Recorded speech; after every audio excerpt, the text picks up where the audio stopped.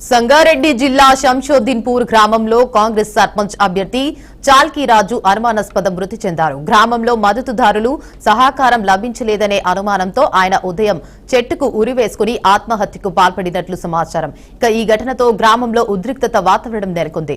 సమాచారం అందుకున్న పోలీసులు ఘటనా స్థలానికి చేరుకుని మృతదేహాన్ని పోస్టుమార్టం నిమిత్తం స్థానిక ప్రభుత్వ ఆసుపత్రికి తరలించారు.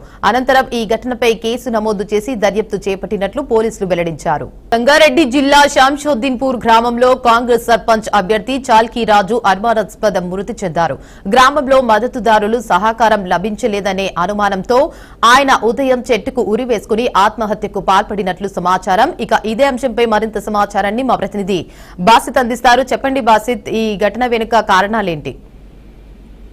దేవిక, సంగారెడ్డి జిల్లా రాయకోడ్ మండలం పిప్పెడపల్లిలో సర్పంచ్ అభ్యర్థి ఆత్మహత్యకు పాల్పడడం తీవ్ర సంచలనం రేపింది. కాంగ్రెస్ పార్టీ మద్దతుదారుగా నామినేషన్ వేసిన చాల్కి రాజు తెల్లవారుజామున నిన్న చెట్టు ఊరేసుకుని బలవన్మరణానికి పాల్పడ్డారు. అయ్యప్ప మాలధార వేసిన రాజు మండలంలోని శంషుద్దీన్పూర్ లో స్నేహితులతో కలిసి వ్యవసాయ క్షేత్రంలో సన్నిధానంలో ఏర్పాటు చేసుకున్న అయ్యప్ప మాల కొనసాగిస్తున్నాడు.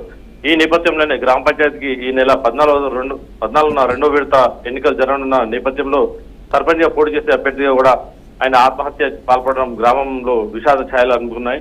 గత 2 రోజులుగా గెలుపు ఓటములపై మద్దతుదారులతో చర్చిస్తున్న రాజు ఆదివారం రాత్రి స్వల్ప అస్వస్థతకు గురైనట్టు సమాచారం అందుతుంది.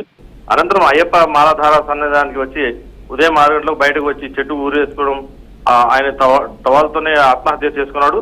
ఈ కేసు నమోదు చేసుకుని రాయకోడ్ హనుమంత్ ఘటనా స్థలాన్ని చేరుకొని కూడా నిన్న దర్యాప్తు చేపట్టారు. క్లూస్ టీమ్ ను కూడా తీసుకొచ్చారు. ఇది ఆత్మహత్యనా లేకపోతే ఈ ఆత్మహత్య కారణాలు ఏందని కోణంలోనే పోలీసులు విచారణ చేపట్టారు. Devika, right, thank you for the update Basit.